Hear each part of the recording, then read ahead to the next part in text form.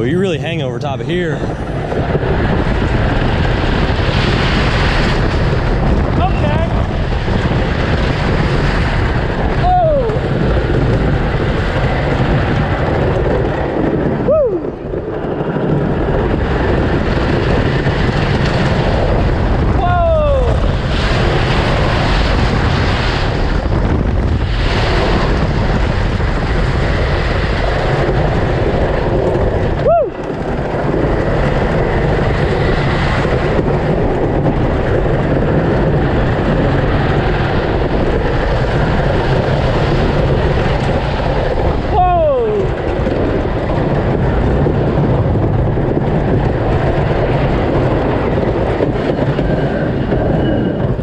What do you think? Better in the front or better in the back?